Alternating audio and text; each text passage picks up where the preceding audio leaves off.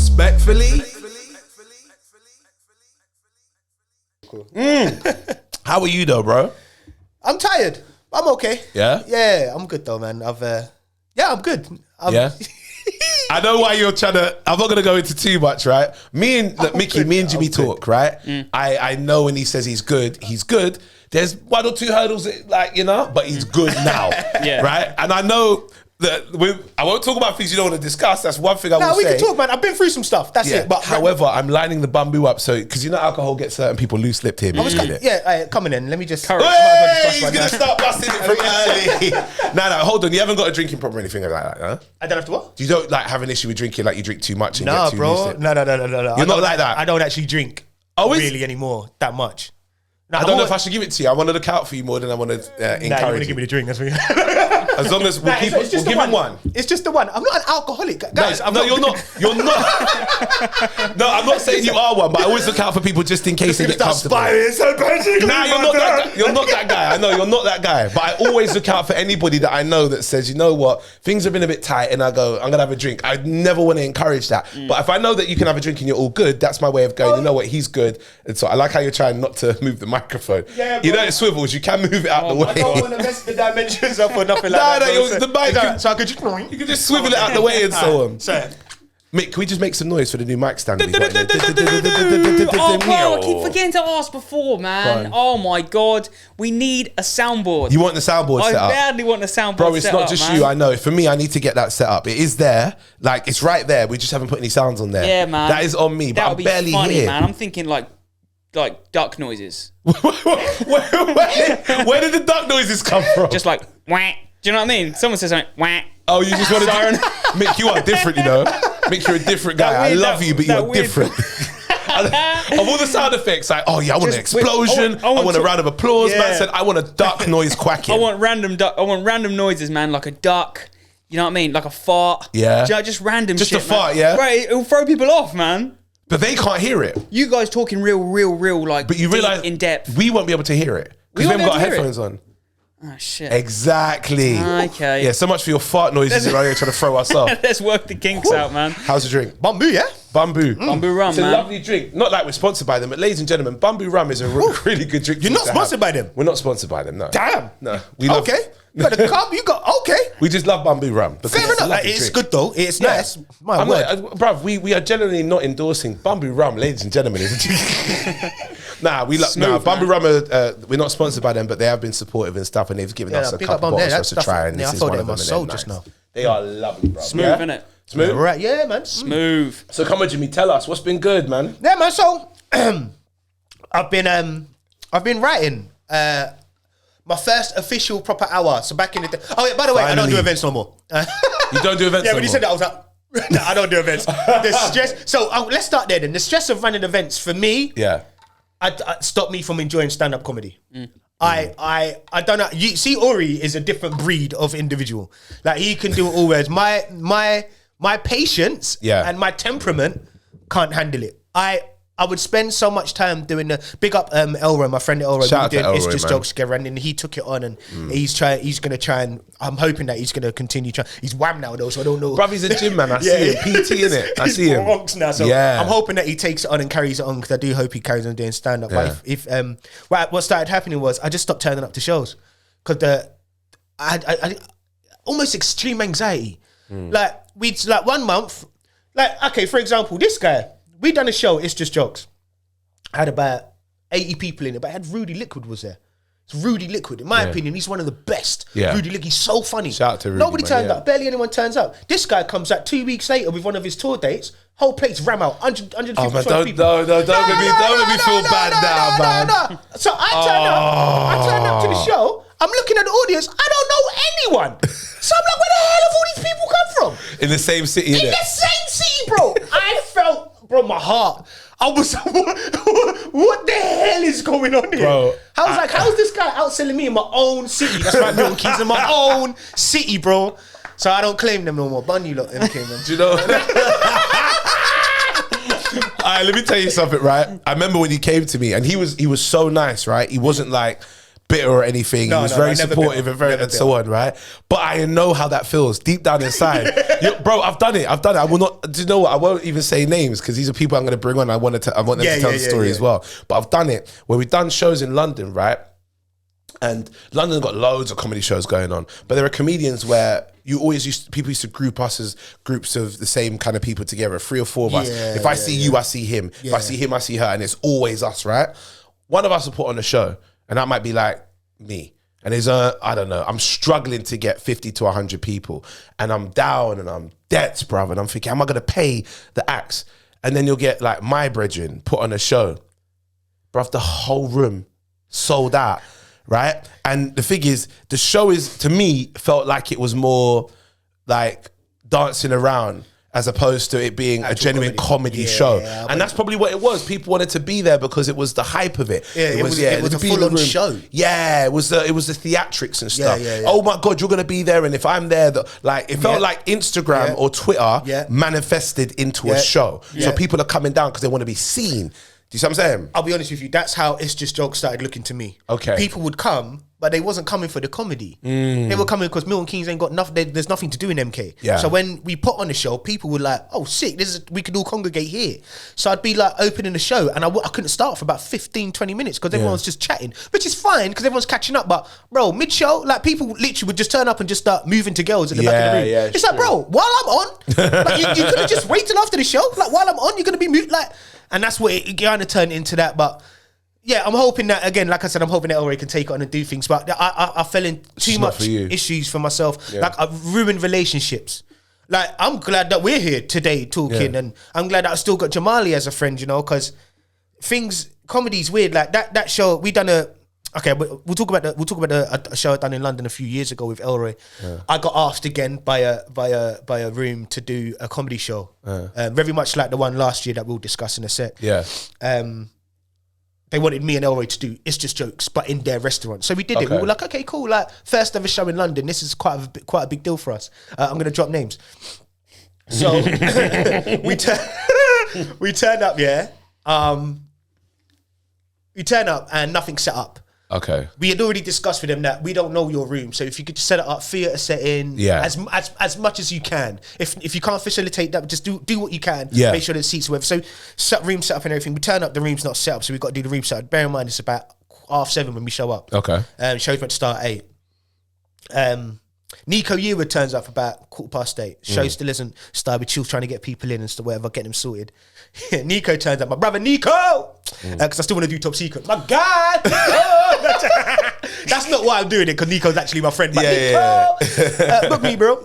He turns up, he gets to the door and he goes, I'm gonna try and do a Bayesian accent. He goes, bro. I can't do the accent. He goes, bro, I can't do the accent. You gave up after one word. I tried and I'm not even trying bro. Nah, that doesn't sound Bayesian. I'm not trying to embarrass the very, very, very, very small community. A tiny island. I'm not trying to. And that was Jimmy James Jones. Just so don't do that. I don't care. It's your show, bro. I've just been respectfully embarrassed. He turned up and he just said, "Bro, I can't do this." And I was like, "Why not?" And he said, "It's not my it's not my target audience." And I was like, "They're black. You're black. I don't." He was just like, "Bro, it's just not." They weren't just. They were. It was like they I'm saying like. Like I've not heard people say that before. They were the audience. There was a lot of like kind of. There was a lot of man outside. You know what I'm saying? It didn't. Yeah. To be fair, it did look like a rave. It looked like. Okay. You get me? Like there were people were proper doled up to the nines. Girls were there. Like the man them were there. It didn't. Even to me, it didn't really feel like comedy, but I thought it's a comedy show. They know it's a comedy show. They're just coming dressed up in that. But Nico got there, and I don't think he really felt the vibes. There are comics that do that. Which is fair. Loads. Yeah, which is fair enough. I'm not that guy, bruv. You throw me into a KKK rally, I'm doing comedy. And there we go. Yeah, because you'll find a way to make that room your own. Make it my own. That's me, but not everyone does that. That's what I find comedy's about. But I'm not putting that's. I'm not saying anything bad on him. You get me? That's just people's preference. That's just his thing, yeah. You get me? And obviously he's done It's Just Jokes before for me in Milton Keynes, and obviously that wasn't the audience. But then Milton Keynes is predominantly white anyway, so it was a very mixed audience in Milton Keynes. So when he done the shows for me before, it was fine. So when I asked him to do the London one, he was okay with it until he got there. So I was like, alright, cool, fair enough. Now I don't know if you remember. Go on. But I called you. Did you? Yeah. To come down. And then but you wasn't free. I was in Islington, so you got me Quincy. Yeah. Hero and legend of the game. Let me just say, Quincy's he never fails in my eyes. I don't want anyone to think that because we'll get onto that. I don't want anyone to like he is that guy. I remember when I started doing Comedy Cafe, he was one of the elder black comics that would turn up, and because I was the host, he would give me so much advice, but I was still very fresh. Just no one really took a liking to man. And he used to give me so much advice. So I called him down. He was like, "Jimmy, no problem, man." He's that guy. He was having a chill night with his missus. Do you know what I'm saying? I called him out of his house to come and do the show. He done the show. Smashed it. To be fair, bit rough, but he smashed it. Then Mo closed. Okay. Mo closed. This was just before I could book him. Basically, it was just before I could actually book him. Big up Mo, so that's my guy. They paid Mo well. Yeah. They basically gave him they gave him most of the piece, which is, again, I was cool with it until I realised I didn't have any more money left. I couldn't pay anyone else. I couldn't pay Aurie, I couldn't pay myself, I couldn't pay Quincy. Ow. Yeah. Wow. So I spent months trying to get back in touch with them, trying to get the money off them. Because bearing in mind, all I was doing was funny money. And then when the comedy cafe shut almost that same year. Yeah. No, the comedy cafe shut the year before, so I wasn't really making that much money. And you were down at the cafe regular. That was my home, bro. Yeah. 3-4 nights a week, I was making all my money through there. Do you know what I mean? So when that left, I didn't want to go back into full-time employment. I just wanted to carry on doing comedy. Yeah. So these shows were my only source of income. Do you know what I mean? So I was down. I had to say to myself, all right, cool. I'm gonna have to pay him on my next show because this was how I was gonna make money for the month. If your money's coming in from one way and you're cut off from that, you got to wait until at least you get the chance to get that back. Exactly. 100%. Yeah, I get that. So the next month, the venue that I had at It's Just Jokes, Slug and Lettuce, locked it off. No show, no money. The month after that, couldn't get a venue. So for about 7 months, I had nothing coming in. I was borrowing. My sister, big up my sisters and that, they're balling. They're doing really, really well. So I was like, yo, help me out. But I wasn't even saying it was for me because I was like, yo, this is for your niece, brethren. It's not even for me. So they're like, yeah, you know what you say, it's my niece, innit? So they were helping me out mainly because of her, you know. But I had about 7-8 months, right? And then I couldn't do anything, bro. I couldn't do anything. And to this day, I still haven't, because then I came off Facebook and then I couldn't get hold of him. I still haven't been able to sort that out. Yeah. Do you know what I'm saying? And I'm still going to. Like, with everybody. That's one thing not you with say, everybody, yeah. but I'm still... not everyone. Well, not with everyone. But some people's relationships are just they got to stay in the past. You know what I'm saying? But there's some people that are no matter what happens, I'm gonna pattern up what needs to be patterned up, even though it was my name on the thing. So I feel like it's up to me. I was gonna say that. How do you? I mean, when it comes to that kind of stuff, when it's your name, because it's forget people thinking about the event. They think the thing Jimmy booked me for. Yeah. How do you feel when you know that hurt as hell, it's your name, bruv? Hurt, bro. Because again, I'm going to. It's not my fault. Yeah. Like it's not me. And please don't think I'm out here balling. Like I have no money. If I could give you what I could give you, I would have. Do you know what I mean? Don't think I'm holding peas from you. I wouldn't do that. It's just I didn't get the money from the venue. Do you know what I'm saying? Did anyone try and move like, all right, bruv, come follow me ATM car. I want to see. Who, me? Yeah, like, did anyone try and move you that way? No. Absolutely. Honestly, But people used to do that. I wouldn't have been surprised if they did. I wouldn't have, because the only person, it's not happened to everyone, it's only 3 people. Yeah. You know, I mean, and Jamali, so he's the other one. So all 3 of my friends, yeah. which is why I think you let me allow him, because we understand it's not him. I've booked all 3 of you man before and paid everybody handsomely. You know what I'm saying? So I always paid. But that's what happens when your reputation stands where people look and go, it's a one-off. This isn't a normal thing. Yeah. And I've done work with him before and we've done business properly. Yeah. And then afterwards, one time it doesn't, people go, don't worry, man. We understand. And when you book comedians, especially when you're a comedian yourself, when a comedian books a comedian and they're looking from a comedian's perspective, we're more understanding because we know what it's like at the times that we've had to put on shows ourselves. Exactly. Whilst we also love comedy. Exactly. So it's a juggle of the two, where promoters, for them, it's, brother, you're here for money. You don't even care about comedy. That's it. But when it comes to a comedian who puts on events and puts on comedy shows, bro, you're here for the love of comedy. And at least if you got at least half of that done, like in terms of the love of comedy, that's half of the respect you still earn from me because you're still putting on shows for comedy. Do you know what it is? I want to get paid, but yeah, go on. The craft is naked. Yes. It's completely naked. 100%. It's you. And when you're a promoter as well, like you're responsible for every bro. Not just smashing it, not just going on stage and smashing it and giving people a good time and making sure the reviews are good. But you've also got to pay people. You got to look after. Bro, you got to make sure the customers have their experience is 100. So people, when they know it's your thing, are running up to you to say, yo, excuse me, my seat isn't where I want to be, or yo, my birthday booking, like, have you got, and everyone's coming to you, especially if you've put yourself out there as the face. One thing I learned, which hopefully, I mean, you're not going to do events again, but one thing, well, bro, I'll tell you my event, which is like that, right? I think I've told you before, my weekender, bro, that mashed me up. But one thing I learned about doing events, why I have my team with me is so when people see me, they see me as the face or the name that's about to host a show or it's my tour or whatever. What they don't see, bruv, is me at like the front door. They don't see me. But do you know why? Because people will do what is natural to them. Oh, I need some help. Let me speak to the guy. And if the guy's Aurie and he's at the front door, I'm asking him. People will message me, hi, if I come at this time, and I might reply. Some I don't reply to because it's blatantly on the ticket. Like people will go, oh, I'm coming at 8 o'clock. I know the show starts at 8, but if we're late, will we miss the beginning of the show? Or is it going to run on black people time? That's what they'll tell me. Bruv, that gets aired. I ignore that. Don't come with that ignorance. But there are some times where people will come up to you wanting advice about where is best to sit and who do I speak to, and that's okay. But if you're not accessible on the night because you've got a team of people, like shout out to Stacey, shout out to Shej, shout out to X-Rated, shout out to Candice, shout out to all the people that have been on my tours and stuff, to Zoe, to JC, they've been on the road with me and been to shows, right? That they'll have a role that they do and they stay in that role. And when people need someone, they'll run up to like a Stacey. Hi, you're right. See, that's what I wish me and Elroy had, because it was just us at the door. So instead of me concentrating on what set I'm gonna do, it's where am I gonna sit, or I can't pay the money, or somebody come up to you, they pay the money on the door, and it's you always can't something. do it, bro. You know can't. What I mean? It's not. I'm not saying I'm a freak of nature in this, right? There are people that can do it, right? But not everyone can. Like you're saying about how I run events and then do comedy and so on. I see it all as one thing. So me writing jokes is the same as me doing the admin for a next tour that I got to run. I can do that. But there are things that I can't do that you have to outsource. When you got to think about getting on stage, brother, I cannot be the guy who's dealing with ticket stuff on the door.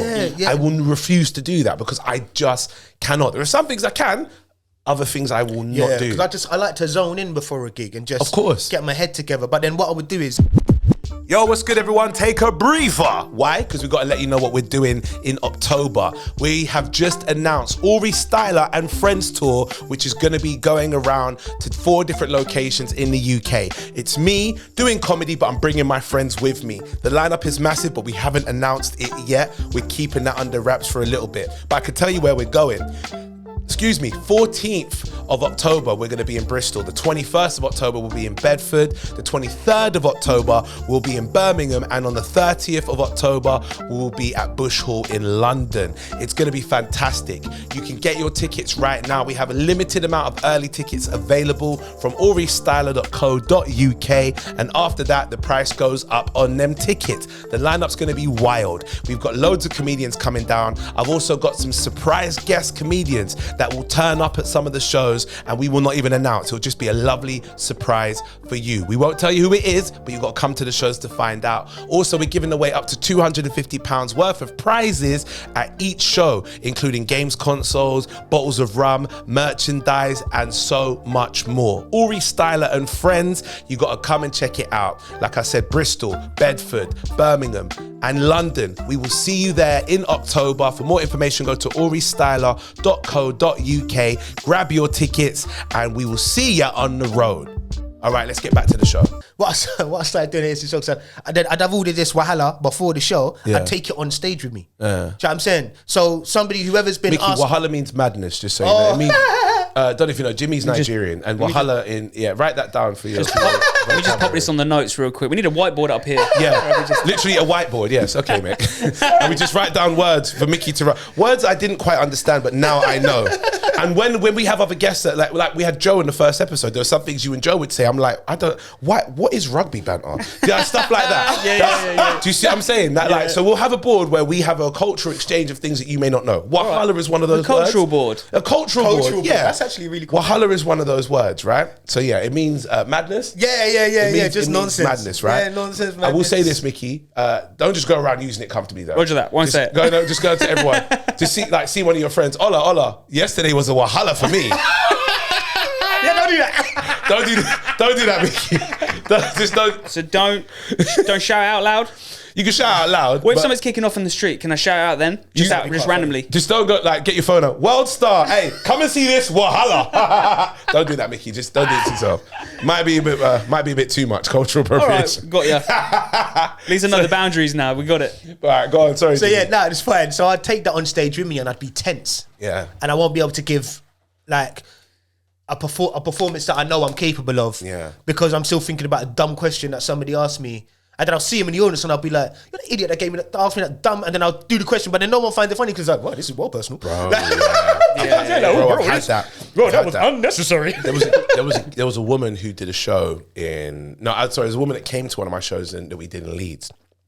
She was complaining about you've got a tour. I think it was my Comedy Mania mega tour, 18 shows, 18 comedians on the tour. Biggest one I'd ever run. I think one of the biggest ones that anyone had ever run in terms of a comedian putting on their own show, right? I remember doing that in 2018. I put on the show, was it that? I think it was on that one. Yeah, I think it was 2018 on that one. And because you had other comedians on other shows, right? You can have all 18 acts on one night, right? We did like 3 or 4 be on one show, 3 or 4 be on another show. Perfect format means that people could go to Leeds and then they could go to Manchester and it's a different lineup and they can get 2 comedy shows worth about a month apart because the tour ran for 2.5, maybe 3 months. Great kind of concept and we did really well. One woman contacted me from Leeds and said, excuse me, I don't know any of these people on this lineup. How am I paying the money for this kind of show? It doesn't really make sense to me. You got bigger names on other shows and so on, and I don't know who these guys are. And then she was dropping names. Now, she was an older Caribbean woman, maybe in her 50, 60 now. Yeah, so her typical go-to would be like why haven't you got like a Slim or where's Quincy and just kind of the names that she's like accustomed to, that she's seen. Brother, on the lineup for this show, it's me hosting, Marlon Davis, Kay Kurd, and Mo Gilligan. The show was phenomenal, right? Phenomenal. When I tell you, all of us, now this is at a point where all of us were probably, we were known just enough for in comedy, but look at where all of us have gone to, right? All of us have done our thing. We're doing TV now and so on. We're doing really, really well. We've got specials that are out that have done loads and loads of. We just doing our thing. She's complaining because she didn't like the lineup, right? After the show, I came up to her because I knew who she was. I got the DJ who was a local DJ up there. Shout out to Tigger. He's a DJ from Leeds.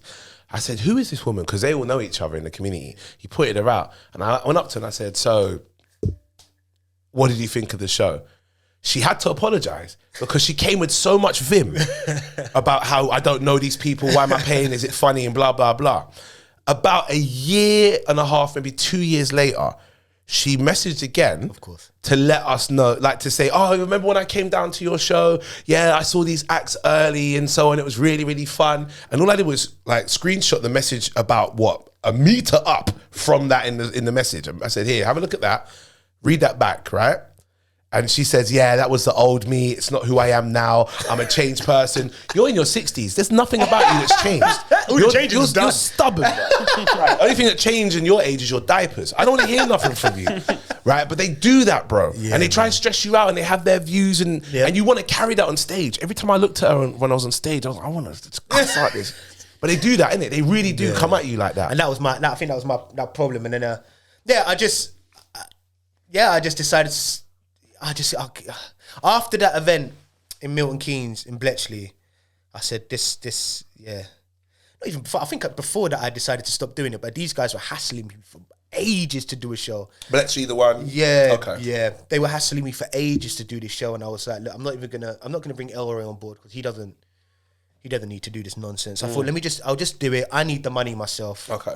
Let's just do the show. And I thought the venue was actually really nice when I went to see it the first time, so I thought, raw. Bunny man, let's just do it. Do you know what I mean? I was like, them man presents Jimmy James Jones and Friends. So, like, so just so people know, this is you man show, innit? It's just... Yeah. And that was a complete and utter nightmare, bro. A nightmare. Which caused, I think from then... Was that last year or the year before? I think it was the year before, because before lockdown. I spent after that... It was just as we were in... I think just as we were in COVID. Either going into it or... Now coming back out of it, actually, back. because everybody had masks. The tier system, yeah. So everybody was in like different sections. Pods, yeah. And after that, I fell off. I spiraled, man. Because you know what it was? I think it was a combination of...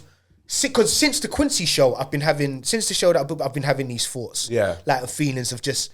This, not the industry, but like when the Comedy Cafe left, I was really lost. Yeah, because I had nowhere to perform. I had nowhere to go. That's what I felt like. Big up the Comedy Cow because they always gave me a stage to perform at, and so did you, to be honest, Box Park. But it wasn't regular. Like I was used to doing 4 or 5 nights in a week or whatever. So when I done that show, that was again, and it's just joke show that I done reluctantly. That I ended up, potentially losing a mentor and a really good friend over in Quincy or whatever. So after that, I was like, I can't keep doing these shows, man. I'm not on it anymore. Elroy carried on doing them. And then I was just kind of in limbo, bro. I weren't really gigging. I done this one thing and people thought I was that guy. I done a Sorry I Didn't Know. On the panel show. I done this panel show. So basically, I'm the guy that only gets booked for Black History Month. He's not even lying. No. Hold on. I'm not lying. He's not I lying. only get booked on Black History Month for since 2016, bro. For a load of stuff as well. And I don't know what it is. Like, because I mean, on the last, it's just on the second season of Sorry I Didn't Know, I wasn't that great. I didn't really say or do much. I was a bit baffled. But prior to those, I really Sorry I Didn't Know, the first one, I was really funny. I done pranksters with all of these up and coming who are now ridiculously established. Yeah, I remember comics. it was on pranksters. It was you, me, Judy Love, Axel Blake, Eddie flipping Caddy. Mate. Like, what? It was a big lineup of people on that show. What? Alex Blake, like what? Like Axel, like what? Yeah. What? That lineup it was crazy, bro. The planning to the show was incredible. But then when we actually came to filming, they scrapped everything that we had written. Can we? All right, I know why something got scrapped. Let's talk. All right, let's go. Let's go. Right. I remember the backlash that happened when that show came out, right? What's the show? Explain the show. It's called Pranksters. So it's like a prank show, similar to the sketch kind of prank show, similar to Impractical Jokers, kind of. Yeah, like what's it? What's the one? Hello on the phone. Oh, Trigger Happy TV. Yeah, similar like to Trigger Happy TV. Yeah, similar to that, right? When it got down, oh my God, the backlash this got, bro. Now shout out to the people that listen, the producers of the show, friends, love them. Yeah, my guys, right? Love them, right? However, there was a bit of a mismatch. There was a bit of a misfire. There was a misfire on how they titled the show. Tell him what they were going to call it. Tell the people. So the first name of the show was not originally Pranksters. Nope. It was... I can't believe I'm going to say it. And this might have been where my mental health started deteriorating. Okay. So what... The original name of the show wasn't Pranksters, right? When it got announced, it was called Sniggers. Bro. What? I was getting abused for it. People were DMing me. Sniggers. I thought of the name. Are you joking? Bro. I'm not kidding you. Sorry, my bad. Sorry about that. Yeah, it was called Sniggers. No. And it released as that? No. Oh what? What? No. You think you could get that over the line? Oh my God. About a week before it changed, but please continue. Bruv, the black community of the United Kingdom went skits. They were not happy in the least. Oh my God, the way they were vexed. And rightfully so, bro. I can't even begin to let you... I'm in shock. Bro, it was bad, called... Sniggers. It was literally called Sniggers. And I remember being so angry at you and everybody when that came out. You weren't the only one who was angry with me. But I had people randomly DMing me on Twitter like, well, why would you do this? I'm like, what the I didn't know it was going to be called Sniggers. Yeah, because when you lot got recorded it was like a probably just working title. Yeah, of the sketch working show, title. Right? We didn't have a name for it. And then it came up oh, we're gonna call this show Snickers. Remember Who me, the Judy, fuck? Axel, Eddie, we were all messaging each other on rotation. Yeah, Bro, what we what's doing going in on? this? What's Drop me going on? out. Yeah, bro, I what's remember- going on? What's going on? Who ticked that box? Someone. Like, who said, all right, sign this off? What send channel was it over? on? Channel 3, bro. ITV2. Was it on ITV2? ITV2, bro. Oh, wow, man. Big up my guy that had TV, though, as if Zubri is my guy, because he was very adamant on changing it. He was. I would hope so. Yeah. I would hope so. It was bad, man. Wow. It was. Yeah, we got. There was a lot going on, and then when the actual show come out, bro, there was even more backlash because there was. But there was some scenes. Pick up my brother Eddie. So we done this sketch here. Where he makes this white geezer hold the camera, this old white man hold the camera. Yeah. And he goes, okay, can you film this? I want to send a message back to my family. I wish we could post up the clip so I can show you guys. But I don't think it's nowhere to be seen. I've tried looking.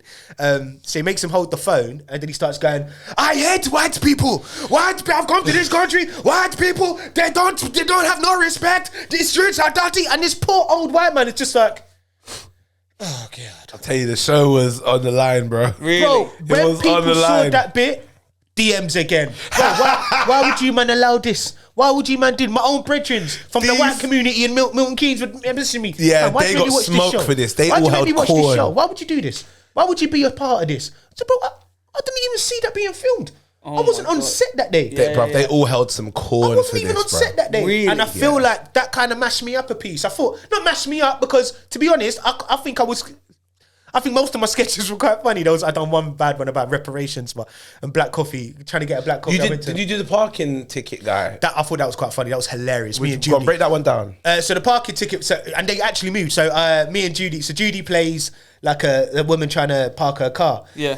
And I was a ticket attendant. Didn't look anything like one, but I was a ticket attendant, and it was really bizarre that people fell for it. But I'd be on the streets, and then when someone park up, I'd tell them, "Oh, you can't park here. This is a black only lane.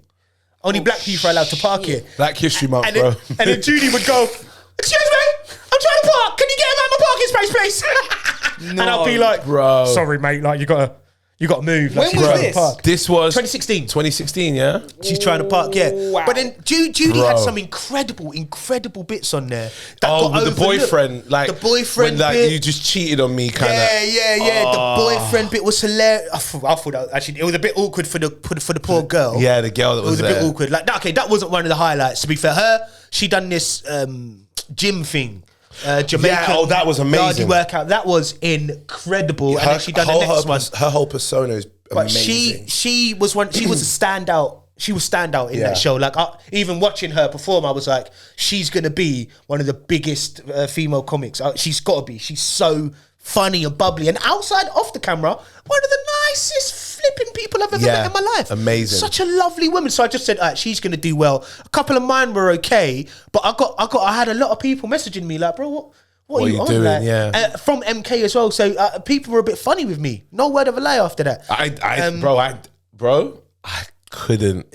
When I heard Sniggers, I was like, everything already. Mick is the, like, do you know what I love about Mick? Mick's sitting there, like, there's a part of him that knows the word on its, like, when you're sniggering, it means you're laughing, right? But it's so close to the line that you don't even That's want to way say it. too close to I the can Sniggers with a understand. Z at the end. Let me just Yes. What the hell? let me just Yeah. black it up a piece more. Sniggers with a Z. Bro. Sniggers. The show was called Sniggers and it had a Z at the end. Yeah. Did someone man. get fired for trying to push that? I don't think so. Didn't get episode 2, so Yeah. that pilot ended there and then. Bro, it was wild. Really? Yeah, and then we done a much more successful one the following. I done a much more better one the following year again with Judy called Sorry I Didn't Know, which was really really good. Panel show, Great yeah. It's cast. still going on now. Yeah, exactly. That was really really good to be fair. But in that after I done Pranksters, I didn't get booked again for the whole year. You know, the whole year until Sorry I Didn't Know, and then again I didn't get booked again for a whole year. Is this Nothing for a including whole- shows or just like TV work? Nah, just TV work and stuff like that. I done ads and that. Yeah, I which saw were the cool. Nando's one. That was prior to Okay, Pranksters, so okay. that was 2015. Oh, okay, So, I thought it was so like, after. and this is what I'm saying. So I had this period where I was during the CAF, I was always working. Yeah. I was almost a less successful version of you now, because no word of a lie. So I was gigging. I was gigging Tuesday. I do top secret on a Monday/Tuesday. Yeah. Wednesday, Thursday, Friday, Saturday, I'd be at the camp. So he's always down here. Always well, not here, but in London. Yeah, I was always in London. And then on the side of that, I had an agent. Big up my brother Tom Fitz, who was booking me quite regularly, mainly ads. But then I got a bit sick of ads. But anyway, we'll get on to that. So I was doing a lot of adverts. So I'd done a phage advert, like your yogurt, which was nasty. Have you done ads? Yeah. I had to keep eating the yogurt and spit it out and all that. Yeah. It's 0% fat, bro. It was flipping disgusting. Yeah. And I had to keep. You do that, in the shower, So ass naked. Let me ask the question. I wait, kind of play the position of people who have no idea what's going on, right? All right. So go on. you're shooting an ad, yeah? Yeah. How long does that take? The ad's 10 seconds. No, it takes a whole day of filming. I got there at A 7. whole day shoot. Whole day of filming. I got there at You 7 a.m. Didn't leave till 8:30. What were you doing? But when you watch it, I'm only on there for 7 seconds. Bro, they Yeah. capture as much as they can for storyboards and Yeah, stuff, yeah, right? yeah. You're only on there for like 10 seconds on screen. So but they you're have there the filming for the concept. whole They day. have like 100 concepts they need to cover, right? Well, And not so then they much go and pick. concept. It's more like 100 angles. It's Ah. one or two concepts. Yeah. And then what they'll do, they might, if you're lucky, they might be able to squeeze 2 adverts in a day, right? Of the same thing, where it might be you. Let's say it's a yogurt scene, right? The yogurt one, where you've gone to the shop to buy the yogurt and then walk out. That's maybe one version of the advert. Then they film another version where you might have been at home, you sat down, you start eating, and that's it. If they squeeze 2 in one day, great. But often it's just one advert in a day, and it's you eating and them getting the cameras right and the angles right. More time you get there for like 7, but you're not on camera until like 9:30, 10 because you've got to go through makeup, costume. All I got to do that tomorrow. So it's like they want me on set at 8 o'clock. I'm not going to be filming until like 10:30, 11 easy, because they've got to set up all the scenes and stuff, but they want you on set just in case. They want you ready. And they have to get you ready by putting you through makeup, through clothing and stuff. So it's a long day. Does advertisement pay well? Fantastic. Does it? Bro, I was doing ads for me. Yeah. Online ads, not so much. Yeah, I was going to say there are some that do, some that don't. So the Phage advert was not in the UK, it was in a North American ad. Right. Ooh, the money. Oh my God, when it came in, I was moving wicked. But I've come from someone who never had bees before to having money. Yeah. Bro, I lost my entire mind. My entire mind, bro. This is why you can't give everyone money when they're not ready, you know? Entire, This is why you now can't I'd be give able to people handle money it, so but quick. At the time, 2015, bro, I lost my whole mind. That's what, 8 years ago, roughly. Yeah, the peas must have lasted me 2 weeks. 7 Are we talking like above 5 bags? 12 and a half G's, bro. Yeah. For that Phage advert. And do you know what the thing is? The filming for the day is the lowest bit. It's the buyout for them to use you. That's it. So So do they own your image rights for that? For that period. For that period of time. So they pay for a year to use your image in an advert. Yeah. Right? They do it with my voice. I do a lot of voiceover work. Right? I hear you all the time. Which advert? I couldn't tell you which one. Okay. I'm sure you're not one of the Love Island dons, are you? Is that Guz Khan? No. Okay, that's Guz and I know, isn't it? Yeah, Guz and I know. Yeah, I they thought that done was this year, them didn't too. they? Yeah, The last year was Lady Leisha and I know. Oh, I thought it was you at first, you Bruv, know. I got to the final for the Love Island advert. I knew you with the I birds. thought it was you. The final 2 guys, me and I know, for the audition for it. Really? And bro, I went and recorded with someone else. It was me and I know. And I'm sitting there like, I could do with this pea blood. No, honestly, I'm trying to convert, because this is when I'm trying to convert the garage. I need the money, blood. And what they were paying. Love Island, bro. Money. Swear. Bro, and I found out I ain't got it. I'm like, all right, no problem. Big up to whoever got At least it. you got that far. Bruv, I heard the advert. I'm hearing I know's voice. I'm like, Do you want to... Bro. you Let me tell you something. bastard. Let me tell you something about I know. I love I know to Bruv, death. he's so sick, and he's probably one of the. I think I hear his voice and maybe yours the most common. See, I know, bro. We done a Belvita advert, exactly the same as you. We final 2, and I'm going. I swear to God, I said, I hope it's not I know. Bro, he always gets I hope it's not I know. But bro. I tell you, that man, me and him, I've been so aligned with stuff like this, both right? gamers and stuff like that as well. Both gamers, both very similar people in terms of we're how we articulate ourselves, the energy that we can put forward when we're talking and stuff, right? I know has actually played me in one of my sketches when we did the FOMO sketch. No, FOMO or JOMO, Joy of Missing Out. What, stand-up sketch show or something? No. It's it was like a little thing that Domino's Pizza were doing, right? Oh. And Tom Allen he'd sit down and interview you and ask you about one of the things that's happened to you that you wish you didn't have to go and do. And I'm talking about me when I'm doing kids parties. That's what I used to do, is like entertain children in kids parties, right? Spider-Man thing. So I'm talking about a time where I got beaten up because I was a character and and so on, right? People could look at me and say, you're not really a entertainer or whatsoever. But when I'm talking it, the person playing me in the sketches, I know. Makes sense. Right? There are loads of times where that's happened, where both of us have been aligned to do things where he'll script something and I might act it out, or vice versa. Yeah. When I got so much, like, for me, I was like angry because I didn't get the part. It's a lot of money, and I'm necessarily like this, yeah.